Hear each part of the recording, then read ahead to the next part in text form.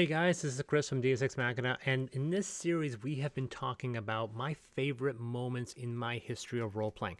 I may end up doing another one, which is like the top that I just couldn't fit in this list, like another top five as my memory comes back and I start remembering new ones. Because as I've been doing this, I'm like, oh yeah, I forgot about that one thing that happened in that one game. This one is my top five. Now, obviously, we're going to get more detailed, and these are going to seem a bit more intense. Like, there's so much that happens in these moments. It's going to seem like, compared to the first ones, where like, oh, he was in a battle with somebody, and it was like overpowering, or they were in a battle that took 2 rounds and ended up being quite climatic. These are really kind of intense moments that occurred in my gaming life. So let's get into the list with number five. The Ghost in the Shell Revelation. Now, this doesn't seem like much. I ran a game for Ghost in the Shell. Now, there is a Ghost in the Shell RPG being made. I don't really have any involvement in it. I've talked with the designers. I'd love to be involved. But a lot of people think that I'm pretty good authority on it. I created the Ghost in the Shell D20 conversion for my Serenity Dawn spaceport. So it was used so much that for a while, even the official Wikipedia page for Ghost in the Shell referenced my D20 conversion. And once again, it taps everything from all the animated stuff from the TV show, not Arise, because Arise hadn't existed at that point, but the films, the standalone complex, 1 and 2, second gig included, and then all of the manga and all the extended lore past it. I'm a big fan. Right behind my chair, I have some Ghost in the Shell figurines, and I very commonly walk around with a Laughing Man t-shirt, which no one has ever recognized. But I ran a campaign, and I was trying to match the standalone complex formula, where it would be episodical, and there would be episodes that would be standalone, and episodes that were part of a grander conspiracy. And the players got sometimes frustrated because they wanted to focus on the grander conspiracy. And so when I would force them into a one-shot, they would get frustrated going, oh, this is not part of the main story. They realized they were on an offshoot. But the main story dealt with this terrorist group called the Black Hand Gang, which had a lot of weird other historical references. And there was play off of the Manji symbol, which is a reverse swastika. It's not the Nazi symbol because the Manji has got the crosses bent the other side. If you ever go to Asian countries, especially Thailand, you'll see the Manji pop up. I've been to the Big Buddha in Hong Kong. It has a Manji which looks like a swastika, but it's a reverse. And if you go over there, the swastika doesn't have any of that negative connotations. And so this person was using the Manji, and of course there's a bit of a confusion going, oh, we're dealing with a neo-Nazi, and then another player goes, no, this is the Manji, this is reverse, this is not, this is somebody else entirely. And so there was this whole story about this terrorist group, what they were trying. There was a whole subgroup with bio-organic artificial intelligence. There was a whole bunch of other subplots, but we're culminating into the 2 episodes before the end. Now, in the story, the players are actually part of Section 9. They're actually, I think they're Section something, but they actually answer to Aramaki. But they are in a subgroup. So Section 9 is doing their own story. This is our group doing their own story at the same time. And they're answering to Aramaki. They are a subgroup that were formed specifically to deal with this specific threat. So there were moments where the players would actually interact with the characters from Ghost in the Shell, but very seldom. It was a very weird story. But anyway, for the whole majority, it's implied that there were these 5 or 6 members of the Black Hand, this terrorist cell, and the players had to deal with this, but for some reason they can never catch any of these guys. And the reason why is that they would constantly slave into prosthetic bodies. So they would catch who they thought was a Black Hand, only to find out it was just somebody remote controlling an android body.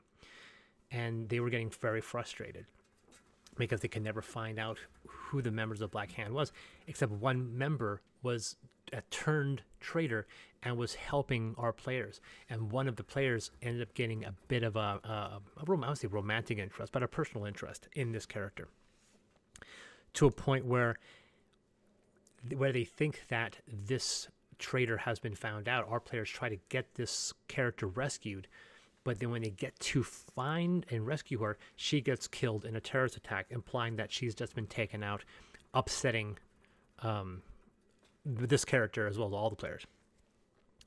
But she gives them some critical information at the end, which leads them to a mental institution. And they go to this old, decrepit mental institution, is completely abandoned, and they're hunting through trying to figure out what the situation is. And it's actually that same character who goes through and finds all these session tapes. And I have all these session tapes typed out, like the whole thing written out, like several pages of it. And so as he goes through, I give him a piece of paper. And so as the players are investigating this place, he's reading these, and he goes and finds another one, and he reads that. And we're now 2 sessions before the end of the whole campaign. We ran this campaign for about 10 months. It was between, I want to say, episodes, like the second campaign of Amethyst and the third campaign of Amethyst. It was between those two we ran this campaign for about 10 months. Or the first and the second. I can't remember. Anyway, it ran for 10 months, and it ended. It wasn't truncated, didn't collapse. It actually had a climax. But the big revelation, where this guy is going through these sessions, and this player is kind of getting the impression that this Black Hand were all inmates at this psychiatric place at some point, and that's when they got formed together.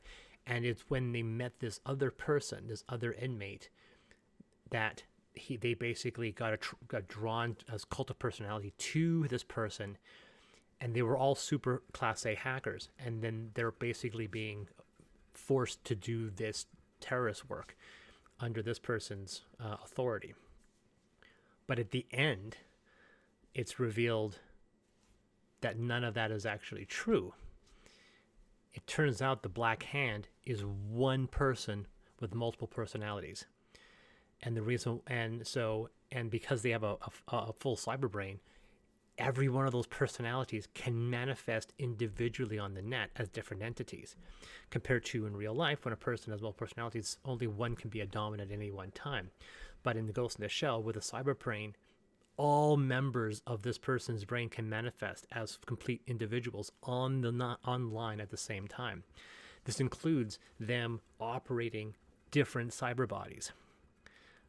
This is, I think, a pretty insane little plot point. If I ever wrote a Ghost in the Shell story or something like that, that would be a huge plot point for me. I'm spoiling it, so for those few people who read this, and yeah, it turns out all of this, it wasn't an organization. It was one guy with multiple personalities, and that means one of the personalities was working with the players to take down the organization, which was still one person.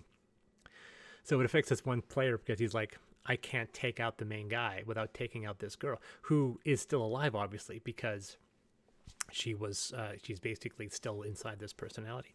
But that revelation of him reading, like, he's like, I remember seeing him just scream, go, motherfucker. And he throws down the papers like, I cannot believe. And then I always love doing revelations that way, because it creates a situation where that player now has to explain it. I don't have to, when you have to exposit, when you have to give out exposition, it's so much more organic when a player has to exposit to the other players. It absolves the GM from being a person that exposits the whole thing. Like the DM gives you the mission, tells you everything. There's all the foreshadowing, and then the players go off. It's so much fun, more exciting and interesting when a player organically finds the answer and then has to tell the other players. And like, I'll tell you, some of my favorite moments of gaming has been me just stepping back and letting the players run the game without me, because I've given them all the tools to figure things out. And so having this one player find out that, the massive twist, it's the big, huge, it's the Shyamalan moment, that he then has to explain to the others that we're not fighting an organization of a dozen people. We're fighting one guy with multiple personalities.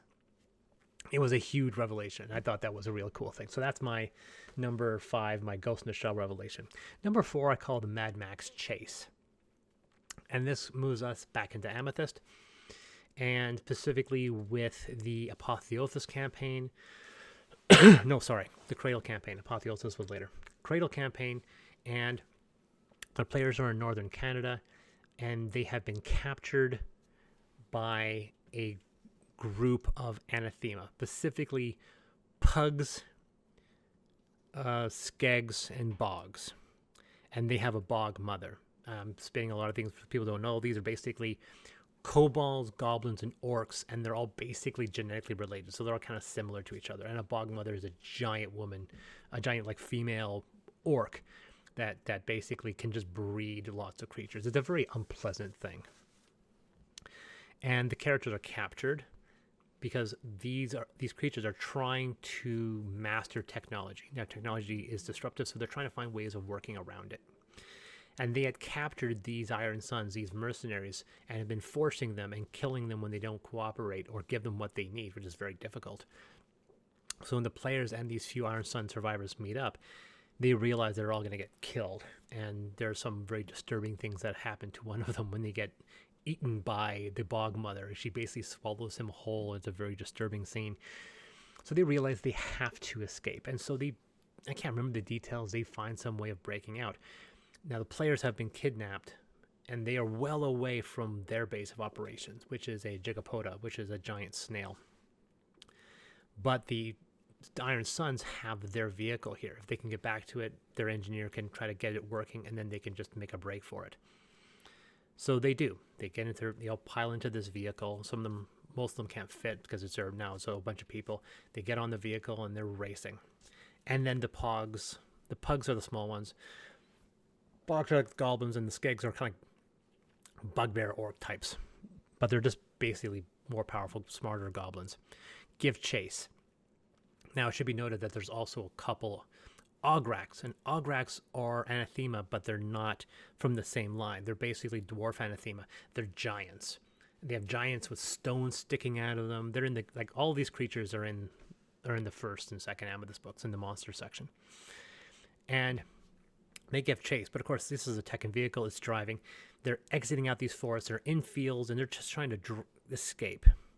And that's when the action scene cues in. I have a piece of music about to play, and out from this field comes this fleet of weird ramshackled vehicles. And I explain it. It's just like I didn't want it to be like orc vehicles from 40K. So imagine there's a type of train vehicle where two people are pushing down on either levers like a seesaw. So imagine that, except it's upsized so that these two giants, these two Ograks, are doing it. And because of that, there's a gearing ratio, like a really old-fashioned bike-like gearing ratio. Like there's no technology really at work. It's just like 16th century type of gearing. And then there's this bog with this big smile and these goggles in the front with the gearing ratio with the steering wheel and these big frickin' like old meal wheels without even rubber are merging. And then there's like 15 of these things that are built. And the players are just, their mouth is dropped as they're now being chased by a dozen plus of these weird... There's a point in time where I wouldn't mind finding a way to insert that into the next book at some point so that Nick can draw this image of these two Ograks on a piston vehicle, like using this seesaw. And then there's giant wheels on it, and then small wheels in the front. They're misshapen. Like one's they're just it's just ramshackled. And then there's a bog in the front with big ass goggles with this big ass smile on this big bus type steering wheel. And then on top of that, they have catapults on these vehicles, like small catapults. And then Ograks with slingshots, but they literally have a catapult, and they put pugs on these catapults, also with goggles, with blades in their hands, and they're catapulting them towards our heroes, and like literally, it's almost right out of frickin' Mad Max Beyond Thunderdome, where like one character is looking through the goggles and he's just seeing this, and then the one shot shows the catapult flying, and then this thing flying right towards his face. And a couple of the NPCs get killed, but there's this moment when they're trying to navigate around, and eventually they go through a forest into an open field, and they're trying to take out these vehicles. And there's one point where they kill one of the bogs, and it's out of control. And then even though these guys they're blind, they got blindfolds on. They're all they're doing is just pissed it. So this vehicle that's operated by these two giant Ograks is going out of control and moving and meandering left and right. It eventually hits another, and they roll over. These creatures are just bouncing, and it is just an insane. This happened, I want to say, Second campaign, my guess is between 2008 and 2010. That's when this happened. It is just one of my most enjoyable action scenes. And this is I very often try to avoid just straight up a roll, ambush, fight, swords, guns, and so forth. And I very much love action set pieces, like some type of thing that's just kind of crazy. There was this great piece of music, which is oddly enough, I can't remember what soundtrack it's from. I don't want to spend too much time thinking about it, but it was playing in the background, and so it has this intensity. And one point, like one player gets this magic thing, allows him to run really fast. So he runs alongside, tries to take out the pilot and so forth, and then run back. And one character falls, and they have to try to get him, and and then there's broadsiding, and then creatures are jumping on, they're fighting. It is purely like a fantasy Mad Max action scene, and to this day, I still think about it as one of the. It's just goofy and yet one of the most insanely enjoyable moments in gaming is to present this kind of ludicrous action scene where characters are being chased by these giant powered no-tech vehicles. So I call that the Mad Max chase. And number 3 is what I've mentioned this in previous videos. We talked about it at length, called Aliens Episode 0. Now, as I mentioned, the player characters in this Aliens game they're part of a ship called the Deterrent. And there's this large story, and I've mentioned the fact that there are 4 players that we worked with are just a percentage of a much larger group of NPCs the players command. Force Recon personnel, and then the Marines, about a dozen or so. So I did something that I've never done before or since, something that my players, I've all said this was one of the most enjoyable things that they've encountered. And I call it Session 0, where I had them basically create their team. And I did it from a role-playing perspective. I created, I kid you not, 30 profiles. I had pictures, actors I found online, and I gave their name, the character's name, personality, some of their dominant skills. So these skills would come up naturally, organically in the game as something they could do, and then their basic history and so forth. And then I gave the players the opportunity to interview them. So they would come in, they would pick out people that they liked. Like, we need this person, we need a medic, or we need someone that can drive the dropship or whatever. Drive the ground vehicle, the ABC. And so I would then become that person. They would talk this person through, and then they would decide whether or not they wanted this person to join their team. And I had this person's full history. We did this for a full session. We spent the entire session them going through, and then they would select their team, and they brought it down to about 12 people. So 15 characters, like, they never came back. They were gone. Like, they were removed. We never, I created them, but we never saw them again. And then they had one-on-one sessions. So all 4 characters, all 4 players talking to this one guy who would be me, and they would talk, and I would exchange, and they would talk about history and so forth. And some of the personalities would be a little over the top. And we did this for almost everybody. And then in time, they got their group of people that they wanted. And as a result, they had custom designed their team. And so they really enjoyed that process of being able to build, not just, it's not like, oh, you encounter an NPC, have them join our party. Literally having a choice of 30 some characters, and then being able to personally compile a group that you really liked, that had wide range of skills you can tap. That was really a really great idea. And I thought the players would get bored, and they loved it. They loved that process of organically forming their team, which created a situation that I enjoyed where I didn't really kill any of them off until the last session of the last game we ran. It wasn't supposed to be the end of the game. We were supposed to continue on. And I started killing them off one by one. I killed about 3 or 4 of them. And then seeing how that impacted our players, who took it really up. They took it real personal. Like, they were upset. Like, these were characters that they had brought in. They liked them. They brought them into their team, and then they worked beside them in episodes of this adventure for a year and plus of gaming. And then suddenly to have them start to croak and die was actually upsetting. Something that doesn't happen, to get players upset at an NPC's death. But it all started with episode 0, where we spent the entire session simply forming your team from these pre-generated NPCs that I created. So that was Aliens episode 0. Number 2 is a big one. I call it the Hastalud epic fight. Get this man a ham. What the hell do I mean by that? So in my second Amethyst game called Logos, there were actually 2 campaigns running simultaneously. And this is a weird thing. Players made 2 characters, a Tekken character and a fantasy character. And every second session we would flip. So one session we would do just the fantasy characters, another session we would do just the sci-fi characters. The fantasy plot line was a bit more, it wasn't as invested. What I mean by that, it didn't propel the overarching plot as much. So we had these player characters that were trying to investigate some creature that might have landed on the world, but in that turn they end up having to go to this place called Svenke. It's one of the largest, if not the largest, fantasy empire. I haven't spoken about that.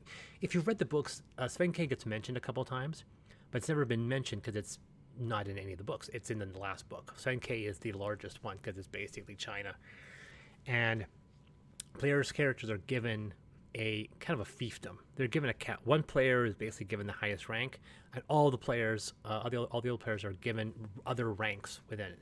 Like, they're all equals to each other, but one player actually runs the keep. And it's not just a keep. They have a keep. They have a village. These guys are basically have won gaming. You know, the whole point of is getting adventures, getting XP, getting loot, and then eventually, I don't know, getting a castle with people that worship you. And so halfway into the game, the players get given everything they wanted, you know, and they're there for a very long period of time. It's the vast majority of their campaign is them basically running they're not doing dungeons per se. Like, there's some missions and some mission quests, but the funny thing, the players are first, they're accepted into this place, which has a regent, someone who basically runs it in their stead, but there's no official royal authority. And the players are there initially, except for one player. And this because one player had to create a diversion for, I think it was 2 dragons. And they basically chased him as he was, and he transformed into a crow and ran off to create a diversion and have these dragons chase him. The other players make it to this keep, which would eventually be their home for the next year of gaming. But the person that's currently running it basically takes them in. He gives them a banquet. He's a very friendly person. And there's a hilarious moment where the players are enjoying this beautiful meal, just everything you can imagine, just a massive spread of food. And they're like, oh, this other character, he's going to show up eventually, right? Eventually he will, but he doesn't for hours and hours. And so they're actually enjoying their meal. And then finally, this crow bursts through a window, shatters the glass, rolls, transforms back to this player character, and is exhausted and collapses. And at that point, without any prompt from me, once again, no prompt from me, person stands up and goes, "Get this man a ham." And the session just ended. It was like the perfect end to an episode. This person just bursts in, transforms into a human from a crow, is wounded, is exhausted, and the only thing a player can say, stands up, "Give this man a ham." Like, get this man medical attention. He says it with that bravado. "Get this man a ham." And I'm going to find a way to insert that into something I've written. It's such a fantastic line. But this continues. They get put in charge, and the first thing they're asked to do in order to kind of, because this place is, I mean, they're trying to rebuild this keep. They want to get the people kind of on the side. Svenke is a building empire, but it needs a lot of help. And they're asked to do a Hastalud, which is a jousting, fighting competition. A bunch of the outlying lords are all showing up. And so what follows over the next month and a half of gaming, no monsters, no dungeon. It's just the Hastalud.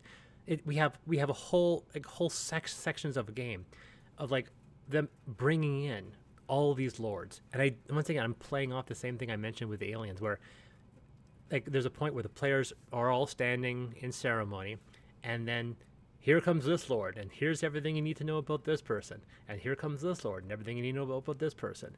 And I have some very famous quotes if we talk about the funniest moments of my gaming, where they come in and they're losing track of everybody, but I have names for all of them. And these are all people that the players are going to be fighting these people in competition. Sometimes they're entertaining them in banquet. And then over the next few weeks, there's also political intrigue, negotiations for marriage to get like a marriage alliance. And so one of the other characters is asked to marry, asked like, you need to win over this person's daughter, so we can organize a marriage. Like the players are literally doing this and then like forcing another player into marriage with the daughter of this one lord, who obviously, once again, following the medieval tradition, is not of legal age, and the person is very upset by it. And it's even more hilarious where the person that he's trying to impress is also just vapid. And then like the next session or 2 sessions after that, we had the banquet. And the banquet, this is something else. This could be an entry in its own. I was thinking of separating these, and I realized like there was just no way. Like this is all one thing. It'd be weird for me to split it up into 3 different things. I think if I was to do like a top 40 and go through this, I would have split this up, because it's such a famous thing. But to piecemeal this month of gaming would be kind of it would kind of not be faithful to the whole situation, because it's all one kind of piece. We had this banquet dinner. And the dinner was an actual dinner. We got food for the player group. We all sat around the table, and we also sat around our area, and we were eating food while the characters were eating food, and they were interacting with the NPCs and having conversations. So we were playing off of this banquet. This banquet was an entire session. I knew it was going to be its own session. Yeah, it was a 3.5, 4-hour game session. Which was the dinner, and we were eating at the same time our characters were, and it was all political intrigue, conversations, humor. They were understanding, and became a great way of developing characters between like developing the characters of the NPCs and the players. And then of course there'll be fights. Turns out there was an assassination plot. I had this elaborate foot chase, a parkour chase through the town. I designed a 6-foot-long map of the city, and it was only used for a 10-minute sequence where one player was chasing an NPC parkour style across the city. That the entire sequence was just that. I wrote numbers down of the different rooftops, so he knew what his DCs were, so he could decide which course he wanted to get, and the higher ones got him closer to his opponent, but if he failed, he'd have to hit the street and then find another way up. It was a very complicated sequence, but it was one player doing it, and it was only a 10-minute sequence. I did all of that for a 10-minute sequence, to give an idea how much effort I put into some of these action scenes when I had free time. And then the thing finally culminated with a Pegasus attack. So the Pegasus was building up about this, and eventually the Pegasus, an invasion of Pegasus show up. And so in one of the only times in the game, there's actually a Pegasus war. But at this point, the hassle gets cut short. We never find out who wins the jousting tournament. And all the players and all the NPCs that we've been working on for the last month all go to war against the Pegasus. And then we have this climactic season end fight, and I had completely random. I had a table I would roll whenever a NPC got hit, and if they got hit 3 times, they were taken out. And yeah, 3 major NPC lords got taken out, and the players got upset. Like, oh, I actually really like that guy. That's sad this person's gone. Oh, why didn't this guy get killed? Why is this asshole lord still alive? I go, it's just the randomness of the situation. But it was like a massive month-long situation, taking this Hastaloo, taking this celebration, and then deconstructing it and turning it into a month-long game with no monster fights and no dungeons, and it's no hunting down for magic items, just political intrigue, conversations, NPC, role-playing a banquet, and then eventually culminating in a big war sequence near the end. I was very, very happy that it played out this way, and I wasn't boring the characters. Like, the players were very invested in everything, and that's something I don't think I would ever be able to do. I think only a long form campaign could reserve that much time to spend a month of a game just on a Hastelud, just on a celebration, taking a 3-hour dinner theater of medieval times and turning it into a month-long campaign. That's basically what this was.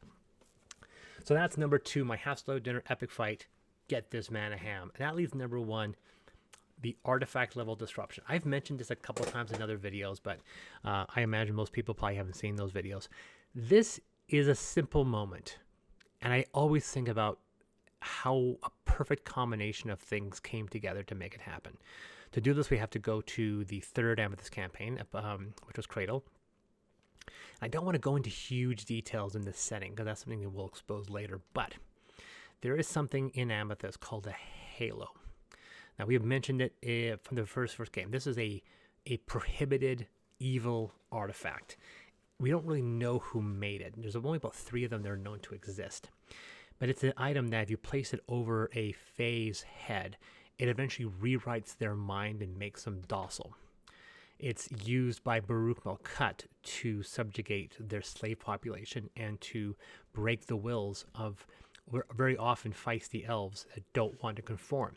It's a vicious little thing. It's described as being this like a halo-like crown with ball bearings on the inside, and it takes about you put it on their head, and within an hour, that the original personality is basically rewritten and erased. As a result, everybody outside of Baruch Malkuth has been trying to get a hold of these things so they can sequester them. They're artifacts, and because they're artifacts, they're almost impossible to destroy. So they want to be able to claim, to steal these. Now, in this setting specifically, the players end up raiding a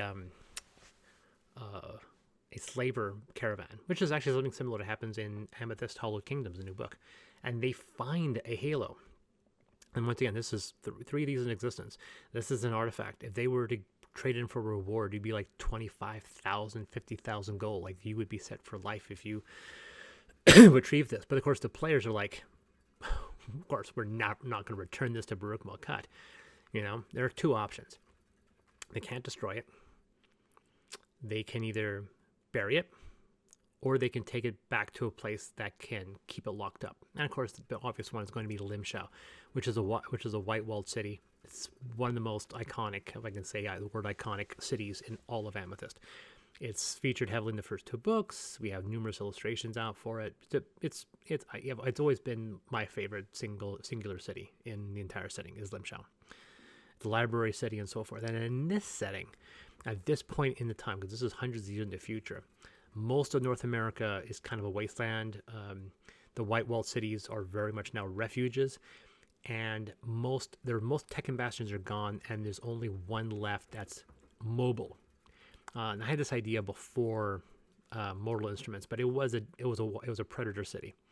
It wasn't like tall like the way London looked at it. It was more flat and long, and it could actually it had several platforms, so it could actually like modulate over terrain. But it preyed by going to other cities and stealing their resources and moving on. But another reason why that it was mobile is because there were these giant monsters. I can't remember their names, but they were basically what was left of the trees of North America that were now alive and attacking people. Kind of a long story. There's more to it. Baruch Malkuth was rendered safe because they had created this ash wall that was magically enchanted that kept them out. So after all that said and done, we have this Tekken city that's moving around North America. We have the Limshao city, which is static but walled in, so it's protected, and the characters are in Baruch Malkuth with this halo. Now, for reasons I can't really explain, I kind of need them to keep it. I'm not expecting them to give it away, because I know these characters are moral, they're good characters. And so everyone says we're going to bury it. I'm like, damn it. I don't want them to bury it. But I'm not going to stop them. They're player characters. They'll do what they want. And one character said, we're going to bury it. One character says, yes, we're going to bury it. And like there's 4 or 5 characters, and almost all of them are agreeing. But we're going to go out and we're going to bury it. One person says, I'm going to go out on my own, and I'm going to bury this in the swamp. No one will ever find it. So I'm like, okay, that's what it is. And another character, who's a ranger, slips me a note and says, I want to follow this character, and after they've left, without their knowledge, I want to retrieve the halo. So I'm like, yes. So I even say, don't bother rolling, you succeed. So this is good. He's feeling as if he's empowered, right? Because at this point, I haven't revealed my hand that I wanted them to keep it. I haven't revealed at all what my kind of plan is. So he's happy that he gets to get some ownership of his character. He's going out, and he's a ranger. He has some stealth capabilities. He can track. So he follows this one character and he retrieves it, and he keeps it. He does not tell them. We go through the next 3 weeks of sessions. We completely forget.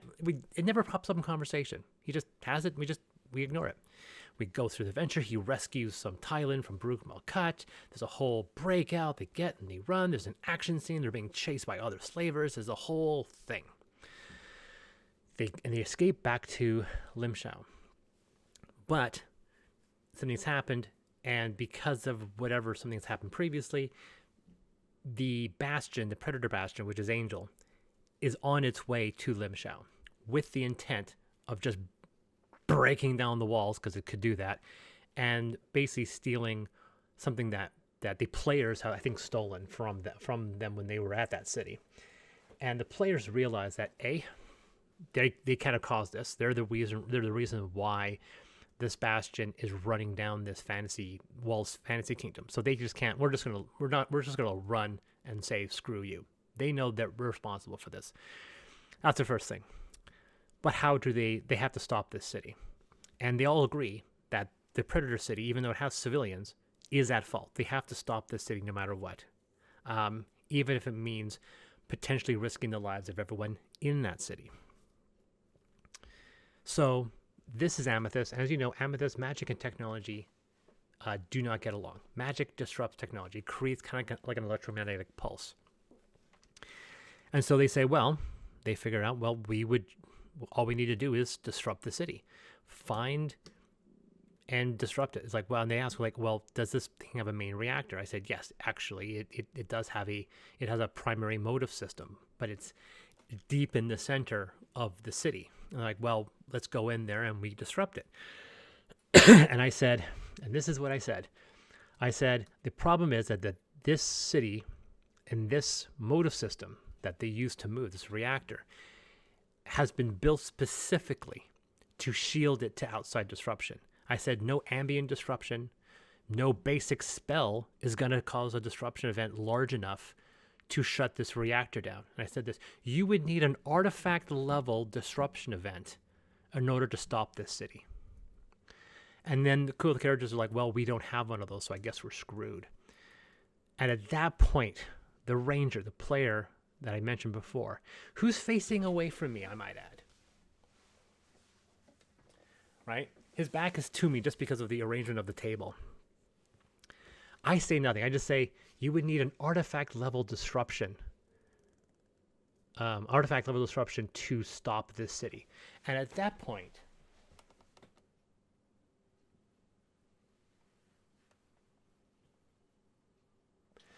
the player slowly turns around and gives me this stare. And I, without saying anything, just stare back like. So we are just staring at each other for about 5 seconds as he realizes that my puppeteering, my playful, everything fell into place, and all the players did it entirely their choice. Give you an idea of what I think was when a session really works, where the GM wants to tell a story, the players follow that line, and you haven't done anything, you haven't forced them, you haven't railroaded them, and yet the player has done exactly what he needed to do. And so the player looks back at me with his look going, I can almost, we're communicating. He's like, you son of a bitch. And I was staring at him going, that what has to be done. Because I guess the plan was he wasn't going to reveal that he had it, that he was going to eventually give it to Lim Shao secretly without the other players knowing. But when his head turns back to the group, they are all lasering him with there's intent and dead. And the one person who went off and buried the artifact is just staring at this ranger. The player is staring at him. And he just goes, "What did you do?" And the ranger, the player goes, "I take the halo and put it on the desk." And at that point, the group just erupts in rage and how could you do that? And there's I'm just standing back and I am just trying to stop myself from giggling, because this whole situation turned into this beautiful role-playing moment where the characters are we agreed that we were going to hide this thing, we were going to bury it, and the ranger's someone could have found it. No one would have found it. You put us in risk. You put this whole place in risk. At some point, if we got captured, they would have taken it. And the guy's clearly that didn't happen. And it turns out we needed this device. So even though he was right, that the fact that he took this halo back and hid it, and he was able to hang on to it, it's now the item that they need to save the day. But the other players weren't hearing it. They were just so angry that he did this behind their back. And eventually, the funny thing, he was right. They have their answer. They didn't think they had a solution. We can't stop this city. And now they had that tool to stop that city. And it worked. They got into the city. They used the halo. They caused the disruption event. They caused the city to shut down. And they won the day on account of this completely thing that I wanted to have happen. It could not have happened in a better way. The fact that this whole sequence happened because players decided they wanted to bury this. One player secretly decided. And the funny thing is, this, on a completely unrelated moment, happened a second time a few months later in a completely different way. They found that there was a virus that could be deadly to Pegasus. And the Pegasus are just as a massive force. While they're capable of civility, they're hardwired to be barbaric, and it's very hard for them to get around that. And so the players are no, we do not want a virus that will kill Pegasus. It's immoral, and so forth. And then I get a little letter from a player saying, "I secretly grabbed that virus." I'm here we go again. And then the hilarious thing is that another player gave me one and said, "I grab a virus." I'm okay, yes you do. So that 6 months after that, when they realized that they could really use this virus, someone's well, we don't have that virus, so we can't use it. And then two players put out the vial, and they're both staring at each other. And then the one person that said we didn't have it was just does no one trust each other? Do we have no honesty? Everyone's doing all this stupid stuff behind their backs. He just threw up his hands and just gave up. But it all started with that previous moment when this one player took this artifact that other character had buried.